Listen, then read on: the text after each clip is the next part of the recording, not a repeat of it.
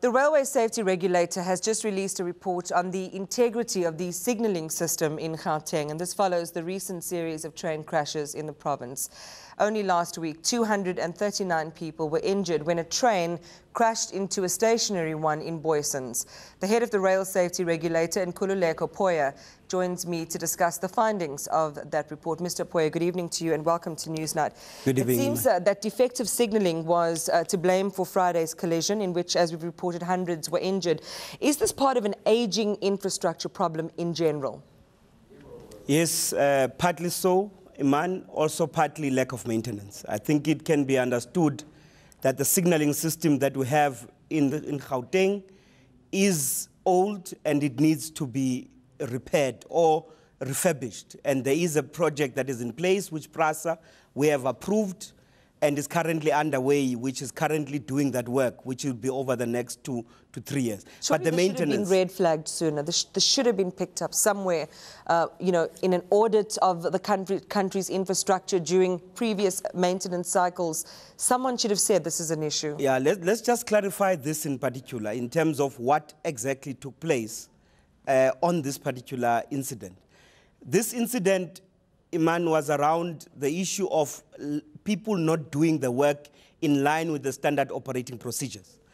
Yes, the signal systems are old, and the track circuit system that is in place in Boysens should have been maintained properly. Now, in February this year, there was a problem with that same track circuit. And in terms of our findings, a technician was dispatched and they fixed the particular signal. But in them fixing that signal, then created, they never properly fixed it. And therefore, as a result, signal BOY 80 was not read on the day when it was supposed to be read, and therefore that created the particular collision. So, I mean, surely this is dangerous because in some ways it suggests that even when maintenance is done, there is an issue or there's an anomaly with training. The training of, the aptitude of those technicians isn't where it should be. No, let's correct this one. In this particular case, this is a well-seasoned technician who's been a signaling technician since 1972. So the issue in this case is that there was no checks. There's supposed to be, after a technician has maintained the system, in terms of standard operating procedures, someone should verify the work that he has done. Now, on that particular day, this never happened, and the next fault, which was reported on this case, only took place when the day of the incident that happened on Friday. So is the individual or the department, the official responsible for that oversight being held to account? Yes, the operator has confirmed to us that they've taken all the necessary actions in terms of this individual, following their internal procedures in terms of this particular individual. But what we've also said as a regulator is that these particular type of equipment are supposed to be maintained and looked at every 3 months. Now, that also didn't happen in this particular case, and we're saying that procedure must go back, and they must make sure that this is done regularly. But also what we want to say is that there's going to be an independent assessment of all the signaling equipment in the Gauteng South region. And that will be happening over the next 4 weeks. And this is a precautionary measure that we are putting on as a regulator to ensure the integrity of the signaling. But I must confirm, though, that on Sunday, we had issued on Saturday, after the incident, a prohibition directive. That prohibition directive we lifted on Sunday at 8 p.m. after satisfying ourselves that everything functions properly. But given what you've just said, that we have an aging infrastructure, that there are some issues around oversight, that there are some issues around the maintenance cycles, has there been a comprehensive, current and credible audit of South Africa's rail infrastructure recently? Yes, particularly around signalling. If you'll know, is that PRASA is currently has a contract in place to refurbish or upgrade the signaling system in the Gauteng region, in Cape Town and in Durban. So those are underway as we speak in the moment. So there's been a clear appreciation of what those areas are.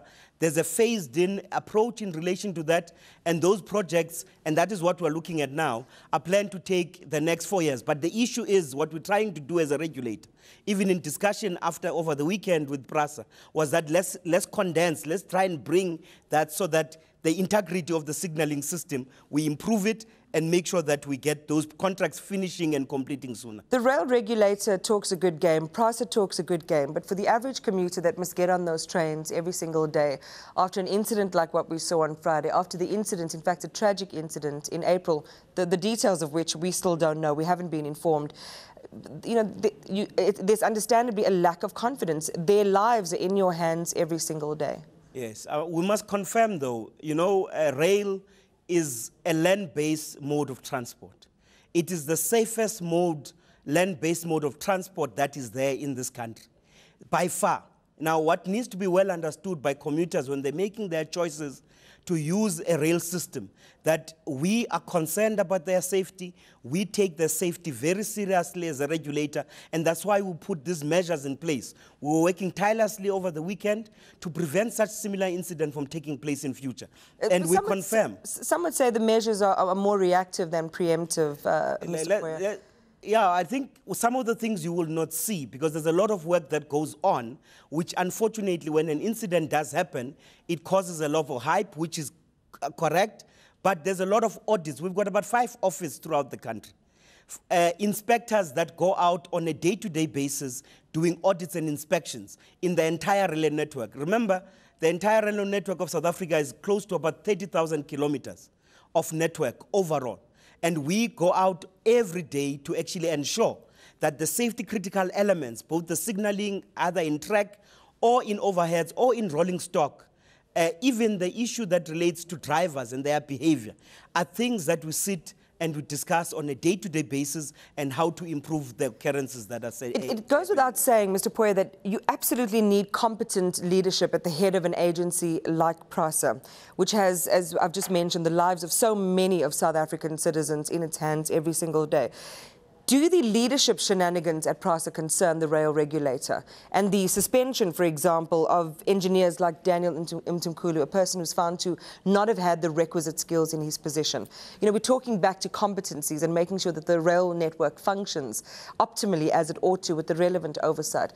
When you see what happens, does that unsettle you as the rail safety regulator? It does concern us, and it will concern us as a regulator with any operator. We've got 325 operators in the country, and any leadership challenges that do happen in those particular would concern us, but we do discuss with the leadership at PRASA. We're in constant communication so that we get those assurances that the safety issues are still continuing to be taken care of, and we did get those assurances from the PRASA leadership. In our discussions with the CEO of PRASA Rail, Musenga Mofi, we've got engagements with them. Well, he's just come in, so No, let's correct that. He's been at PRASA, in actual fact, in his current position since 2011.